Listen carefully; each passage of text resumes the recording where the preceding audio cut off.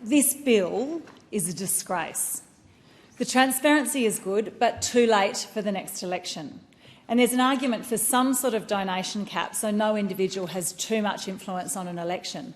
But those bits are being used as an excuse to push through a huge increase in taxpayer dollars to current politicians and complicated spending caps that will lock in the major parties and lock out future independents. This is the two parties colluding to stop future political competition. It's outrageous that the government and the opposition are rushing this through the parliament with no scrutiny, despite saying it's the biggest change to our electoral system in 40 years.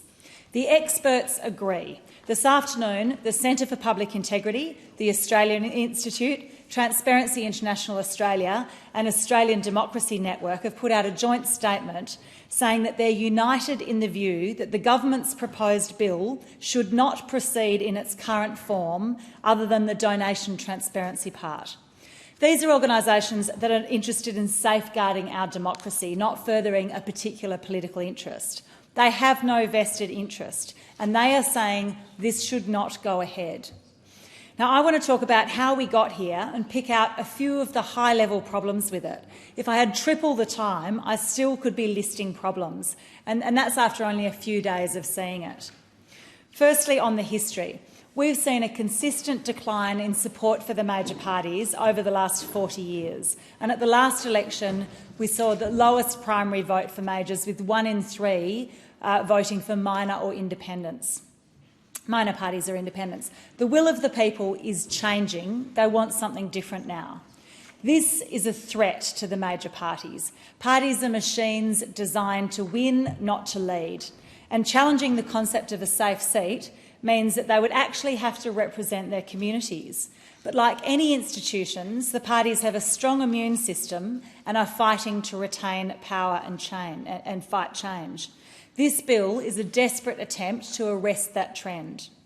Now, I sat on the Joint Standing Committee on Electoral Matters Committee that conducted the inquiry into the 2022 election, and I was the first independent to sit on that committee. They took months to approve my appointment, and by the time I was allowed to join, they'd heard almost all the evidence about donation reform. So I didn't have the opportunity to ask many questions. But I went through the evidence and gathered all the evidence from the experts who didn't have a vested interest: the academics, the think tanks, the democracy organisations. And much of their evidence did not make it into either of the majority report or the opposition's dissenting report. So I put them together in my additional comments. I then put that together into a piece of legislation and provided a path that the government could have taken to show that it was respecting the will of the people and the integrity of our political system. I put together the Restoring Trust Bill last August that had the support of the crossbench in both houses, and the Fair and Transparent Elections Bill in February this year that was introduced by me in the lower house and David Pocock in the Senate, and would have had enough support to pass in both houses. The government has stated for a long time that its policy is real-time disclosures above $1,000. And that was in my bill. It was also in many other private members' bills from other crossbenchers who want to see greater transparency. The government had a path to address transparency throughout this parliament. On any sitting day of this parliament, we could have had greater transparency about political donations. But the government said it couldn't deal with this without also addressing other issues such as banning lies in political campaigns. I engaged in good faith with the minister, providing a pathway to good reform without it being a major party stitch-up. There was very little actual engagement with the minister other than some lip service meetings, and certainly no sharing of draft legislation. The minister and his office said that drafting was very complicated and that was why it was taking so long.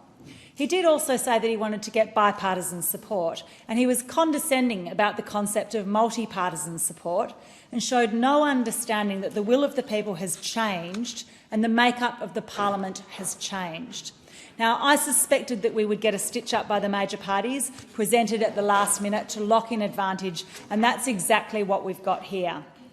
If the major parties want to rebuild trust and regain their vote share, this is not the way to do it. Voters can see through this cynical, self-interested approach.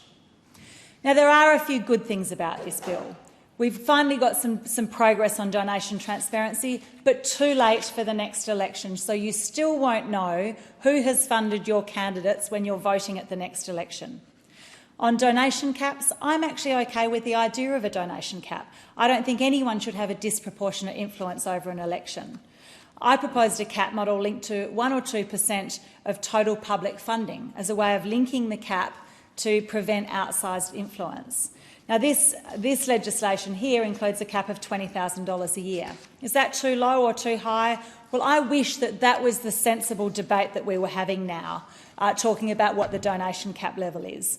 And we can talk about it. No doubt there is an appropriate amount, but that is not the debate we're having, because there are so many terrible things about this bill.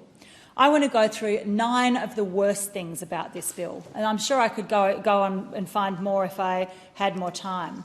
The first 2 relate to process. This is being rushed through Parliament. We are changing who can get into our Parliament without any public scrutiny. It's fundamental change. The government said the biggest change in 40 years, and it's really complicated. It's 224 pages of an interconnected web of donation caps, spending caps, increased public funding and transparency frameworks. It needs 2 types of scrutiny: what it's meant to do, so we can look at the intended consequences of the legislation, and also what it actually does, so we can look at unintended consequences. It's not getting either of those things. CPI, the Australia Institute, Transparency International Australia and the Australian Democracy Network said this afternoon: legislation that will have such significant consequences for our democracy must only be passed after a parliamentary inquiry has had the opportunity to thoroughly scrutinise its provisions. To do otherwise is not in the interests of the Australian public. My second problem is that it's been separated out from banning lies in political advertising. Now, this undermines the government's excuse for delay, saying we can't do transparency unless we do truth at the same time. It's banning lies in political campaigns is being introduced as a separate bill, as a fairly performative measure, knowing that it will be kicked into the long grass. If the government actually wanted to reflect the will of the public and not the parties, it would add the transparency provisions to the second piece of legislation banning lies and debate that. Now, my objections 3 and 4 relate to public funding. The third one is taxpayers are paying more and getting less choice. There's a huge increase in funding here. The experts today that I mentioned earlier say these laws include more than $40 million in additional taxpayer funding of political parties and candidates, most of which would go to the major parties. It goes up from about $3.50 a share to $5 a share. Now, the numbers, it may be 40 million, it may be more. We haven't had enough time to go through and look in detail, but no matter how you look at it, it's a massive slap in the face to Australians during a cost of living crisis. This has the effect of locking in major parties and incumbents. Funding is based on how many votes you got at the last election. So there is no funding for new challenges. It just increases the barriers to entry. Now, the government thought that because I and other crossbenchers now have incumbent advantages, we would be fine with it. But I'm not here to protect my political career. I'm here to improve our democracy, and this does not do that. Creating extra hurdles to stop new challenges is absolutely unacceptable. It does not reflect the will of the people. And to add insult to injury, the major parties can tap into this funding in advance of an election based on what they expect to win. The fact that this is possible shows that this is a reliable revenue stream to protect the status quo and creates another hurdle for challenges. This legislation includes a huge increase in what we call admin funding. And that's $30,000 per MP and $15,000 per senator every year for administrative purposes. There is no relationship between this extra funding and the actual increase in administrative tasks. It's clearly designed to get the coalition on board.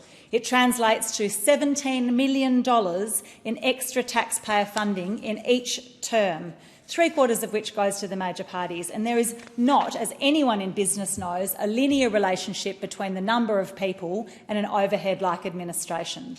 The ALP currently has 4 people to meet the admin needs of 104 parliamentarians. It does not need another $6 million a year to do that. I haven't seen any proof or even attempt to show that this is the right amount of money, and it's shameful that voters should be expected to fork out millions for parties' headquarters. In South Australia, they've increased admin, but they capped it at 10 MPs because it's indefensible to say that the admin costs go up significantly with every additional MP. And new challengers get nothing for their administrative costs, despite needing to set up a compliance framework from scratch.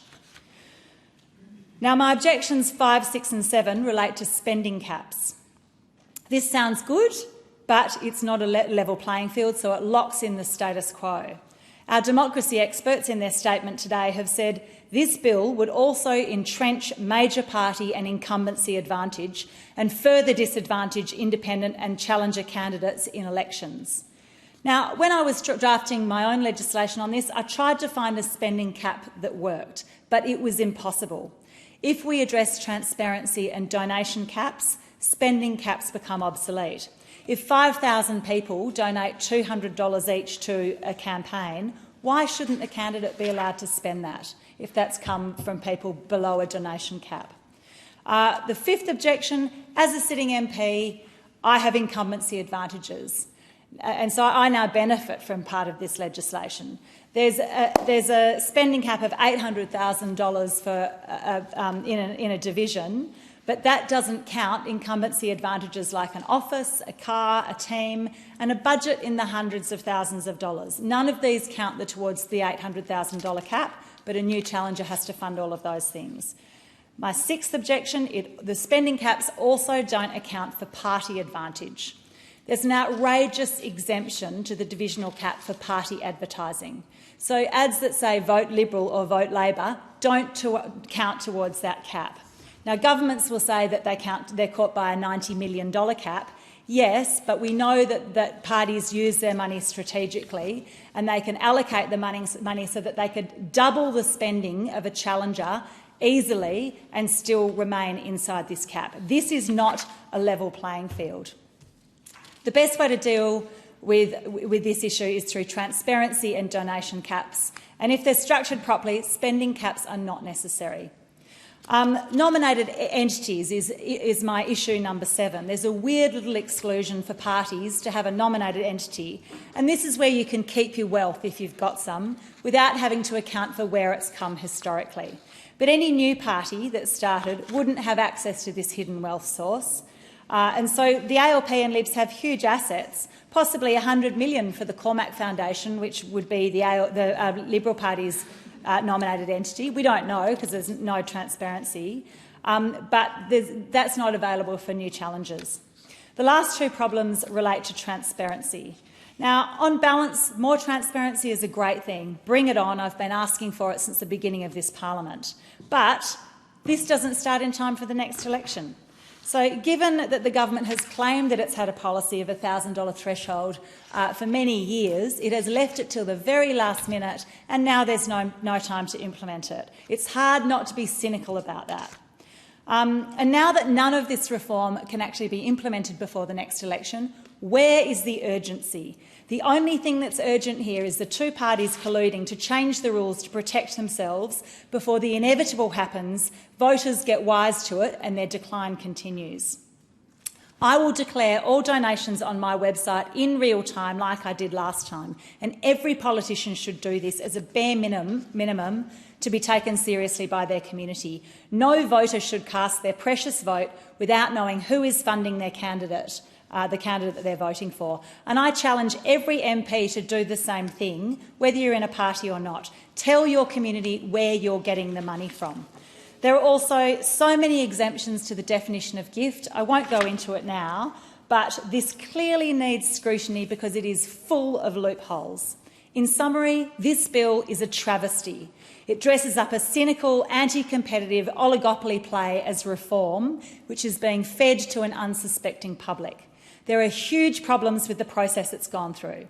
There are problems with the massive increase to public funding, which locks in the status quo.